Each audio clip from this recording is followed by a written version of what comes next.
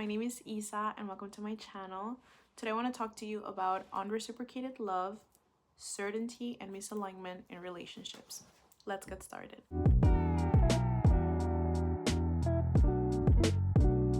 This video is part of my series on how to get over someone. I don't know if that's how I called it, I don't remember, but I do want to say it leans a little bit more into healing and inner work and self-reflection, but all of that is essential for you to get over someone, so keep watching. Guys, I've been going through like a breakup right now. I'm gonna call it a breakup. I don't know if he would call it a breakup. All I know is that I'm crying and it feels like a breakup, so that's all I need. Needless to say, it's been a couple of tough days for me. My heart feels tired. I feel like isolating myself from everyone, but here we are recording a video just for you guys. And I was journaling today and I realized I'm afraid of being in a relationship. I'm afraid of dating someone and then having them leave me.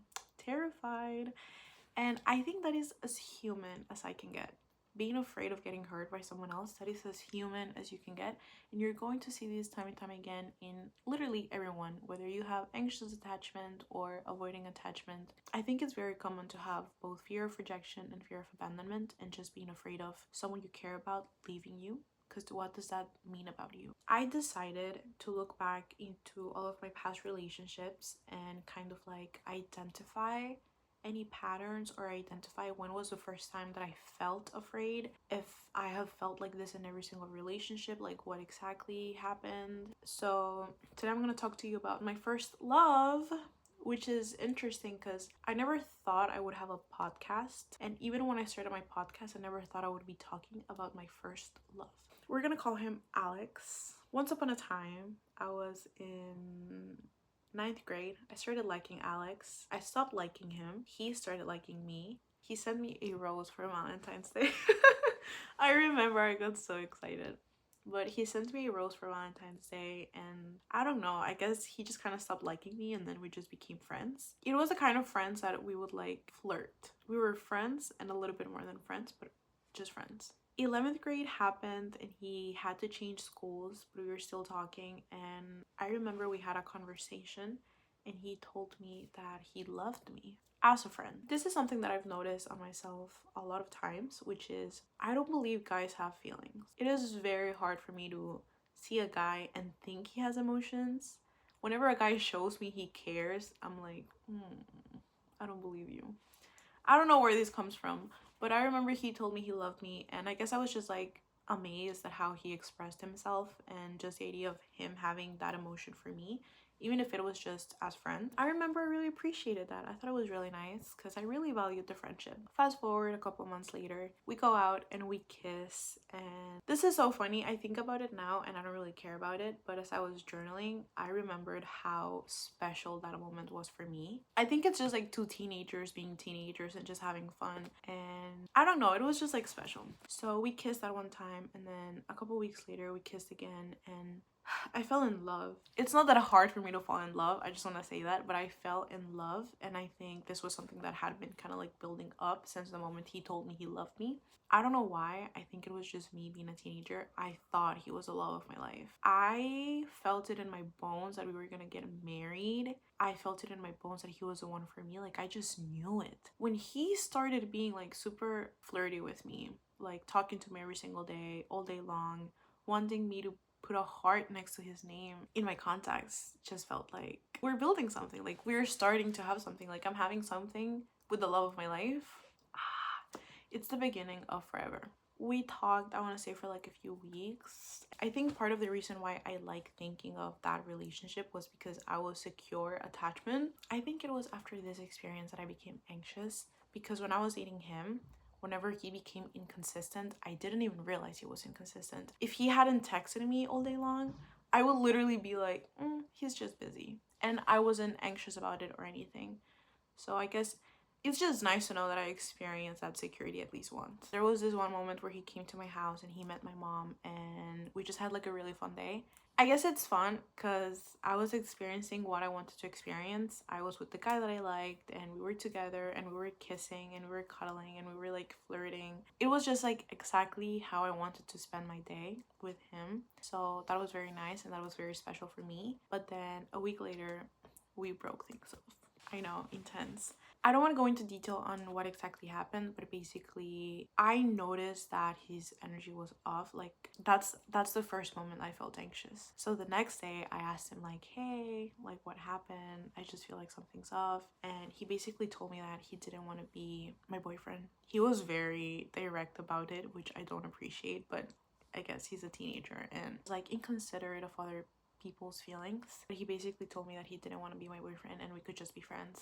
In my secure attachment perspective, in my mind, it was like, if you don't have what I'm looking for, then bye. And I think that's nice. I think that's what everyone should be like instead of like staying there and begging. I didn't even answer. I just like stopped. I remember I had such a tough time because that was like my first heartbreak ever. The following week, I would wake up every single day at 3 a.m. crying. I wouldn't wake up at 3 a.m. to cry. I would wake up and I was already crying. I remember it took me like months to fully get over that. Now, at this point in my journaling, I just stopped and I just took a moment to validate my experience. And I guess I also want to validate anyone who has gone through this or is currently going through this. The idea of loving someone and being so sure about someone and having that person not love you back or not be sure about you is heartbreaking.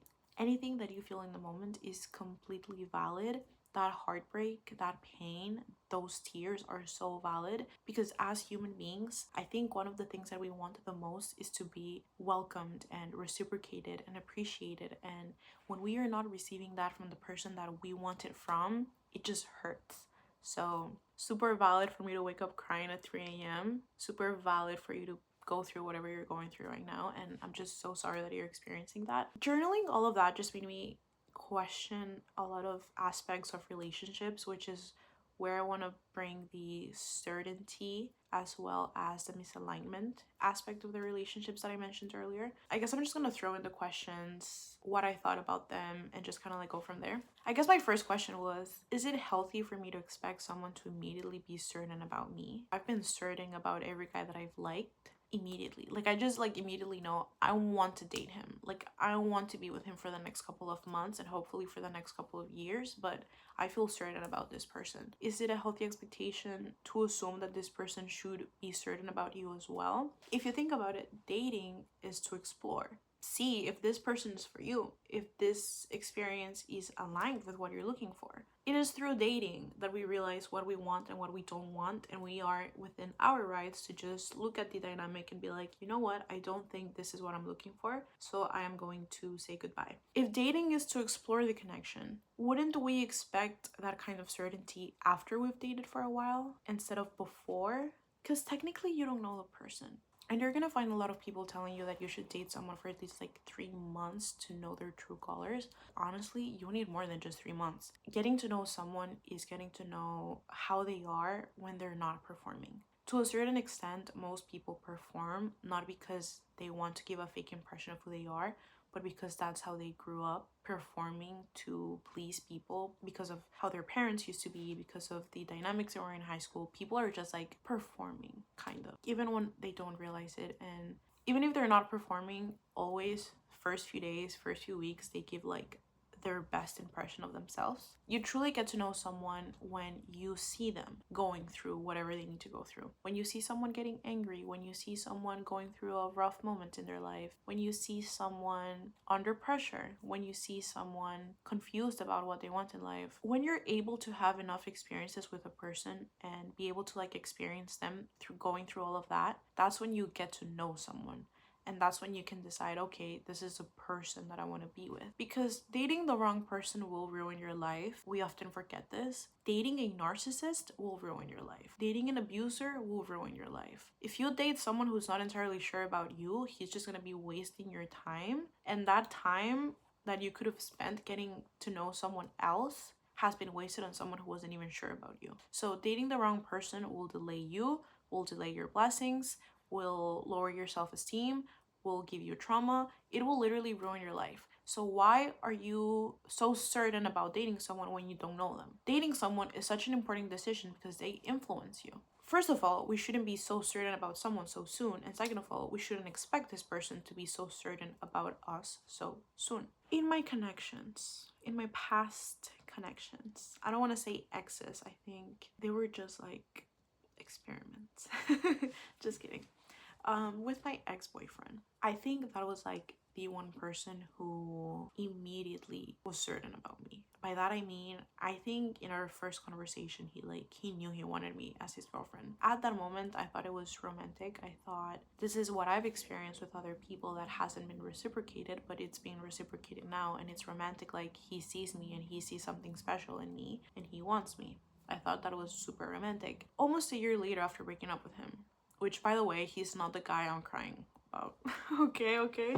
But after a whole year after we broke up, and then considering like the amount of time that we dated, I can tell you he was certain about me, not because he knew that I was the right person for him, but because he wanted to be chosen and loved and desired, and he wanted to be in a relationship. So his certainty about me did not stem from me as a person, but it stemmed from him being insecure and wanting to be with someone.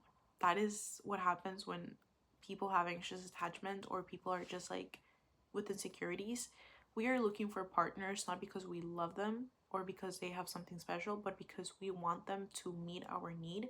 We want them to fill our void. We want them to make us feel chosen, wanted, desired. And I'm not gonna judge him. I think that is literally everyone. A lot of the relationships that you find yourself in do not stem from you actually loving the person, but stem from you wanting to be loved. That is something that I've done twice, where I've tried to love someone in an attempt to have them love me. Because for some reason, we think it's easier to love someone else into loving us instead of just loving ourselves. The moments that I've been super certain about someone, it's because I'm trying to make them love me without even knowing. If you're someone who often finds themselves super certain about wanting to date someone who you barely know, maybe ask yourself, does that stem from that person and their value and their potential as a person alone? Or does it stem from your insecurity and the idea that this person might love you the way that you want to be loved? Because sometimes you are obsessed with a person and you want to date this one guy who everyone knows he's bad for you. Everyone can see the red flags. Everyone can see that he's a fuckboy, that he's gonna hurt you.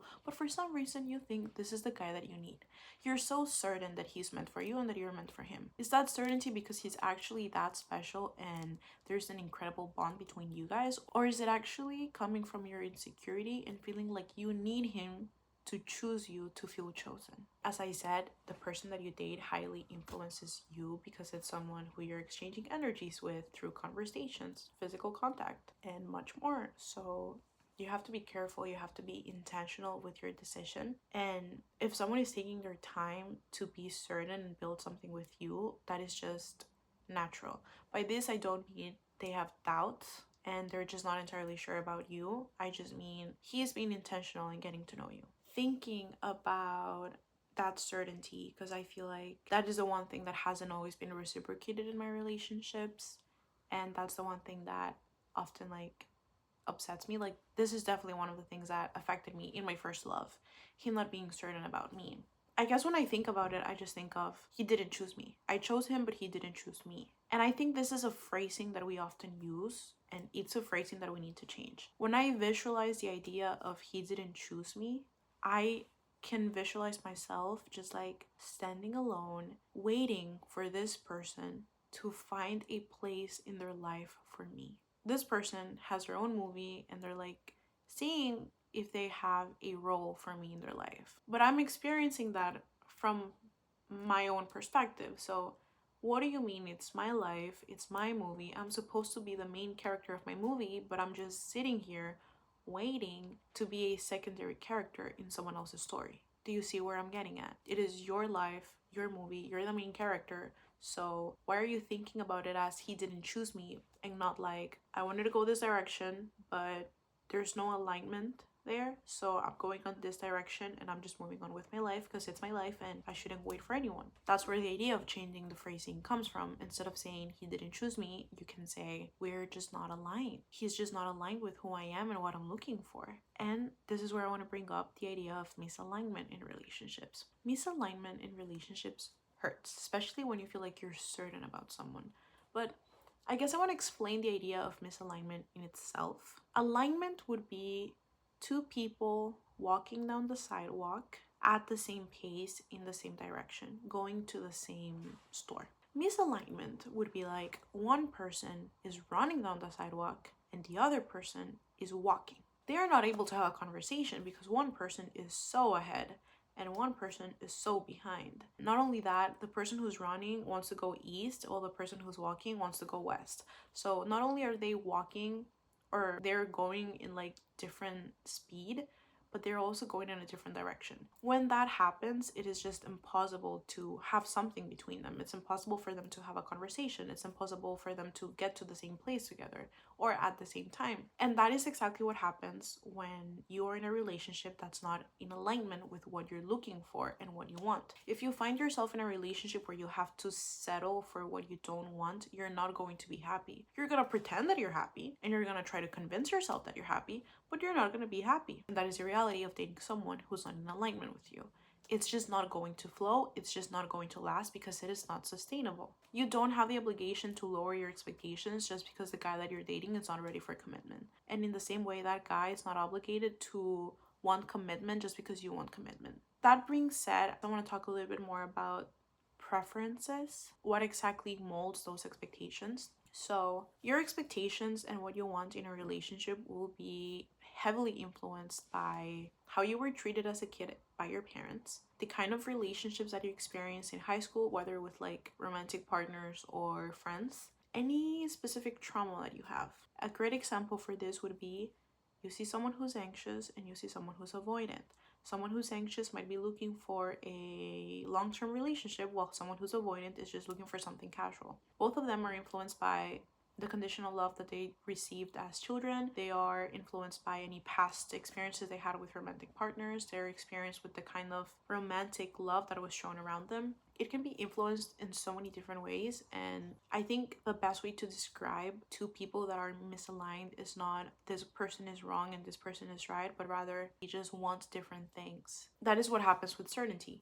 You know exactly what you want, but the other person doesn't know exactly what they want. Most of the time, if you're an anxious person and you have anxious attachment, you're going to want a long-term relationship with a specific person, not because you genuinely love the person, but because you want to feel stable and secure and calm, And I think that is one of the reasons why I personally want a long-term relationship, and I want my boyfriend to stay and never leave, although that is unrealistic if you think about it.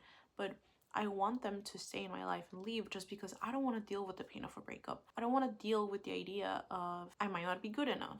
I wasn't chosen. I wasn't desired. I wasn't enough for him. Like, I don't want to deal with that. I don't want to be anticipating abandonment. I don't want to deal with any kind of rejection or abandonment. So I want to have a relationship that pushes all of that away. Does that mean that I'm in the relationship for the right reasons? I don't think so. I genuinely don't think so. Because I wouldn't want a long-term relationship because I found my person and this is the right person for me and he's just genuinely aligned with what I want, but rather because I don't want to feel pain. So in the same way where avoidants don't want to feel pain, that's what they're looking for. They're looking for casual relationships and interactions. If we were in a world where we don't have anxious or avoidant people and we just have secure people, both casual and long-term relationships would be different because they would stem from security and not from insecurity. Before blaming other people for not wanting exactly what you want, and before blaming yourself for not wanting what the other person wants, just think about how every preference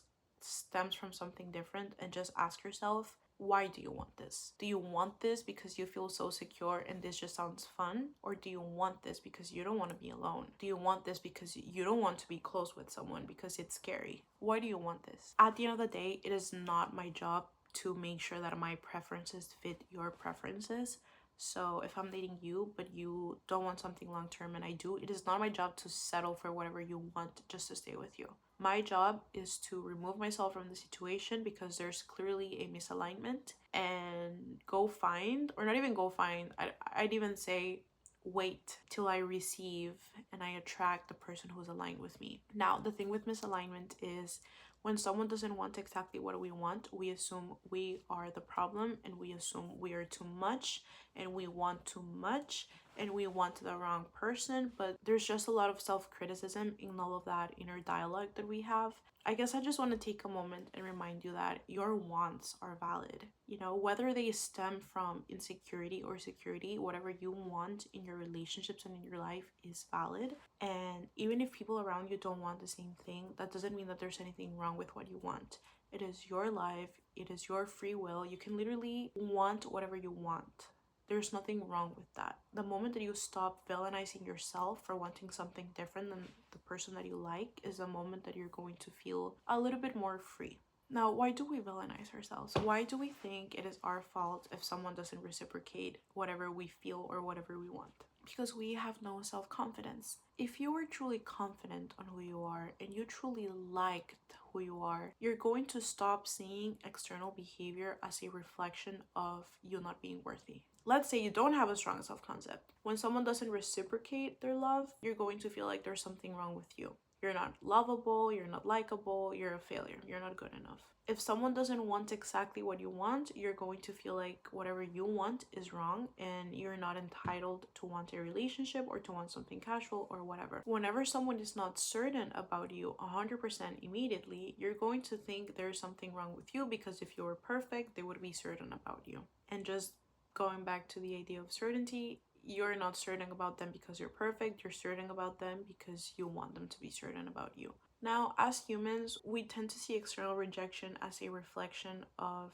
inner rejection. So instead of, oh, they rejected me, which means that I'm rejected because they rejected me, it's more like, I am rejected and that's why they rejected me. So we take it super personal, and that's why it hurts so much when someone doesn't choose us. It's more than just them not wanting to be with us or just them not wanting to be in a relationship. It's more of, there is something wrong with me and that's why they don't want to be with me. I'm not good enough. I'm not this. I'm not that. I guess the key for that is just build a strong self-concept. Be confident on who you are, on what you bring to the table, on what you want, and don't let anyone tell you that you're wrong. Don't let anyone question your value. Don't let anyone make you question your value. Don't let anyone question your worth, because it is not their job to question it and you shouldn't let them. So in other words, misalignment does not equal invalidation. So stop invalidating yourself just because someone is misaligned. Just to summarize, how realistic is it to expect other people to be 100% certain of us immediately? Not so realistic.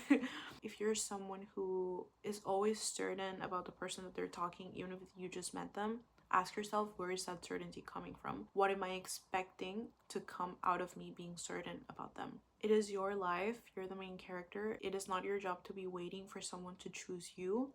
And it's not about them choosing you, it's about if you guys are in alignment or not. So before actually getting a relationship, I highly encourage you, ask yourself, where does your preference come from?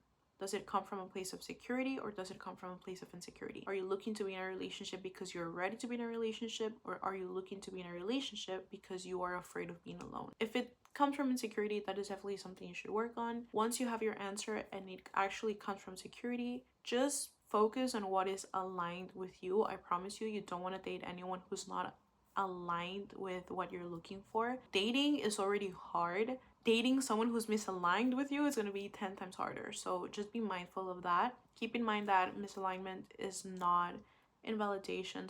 So someone not wanting the same things as you does not mean that there is something wrong with you, and does not mean that you should change or you should settle for something that you don't want. Last but not least, build that self-concept. Make sure you have a strong sense of self. Make sure you trust yourself so that nothing that is inconsistent around you can be used as a reflection of your worth. And yeah, that's all I have for you guys today. Thank you so much for listening. Make sure to like, comment, and subscribe. Make sure to check out my channel. I have a lot of makeup tutorials that you would love. And if you like this episode and are totally into healing, also check my channel. That's all I have for you guys today. Also, let's just see. This is my favorite color. Lips, nails, sweater. Journal. Yay. Bye guys. Thank you so much for listening.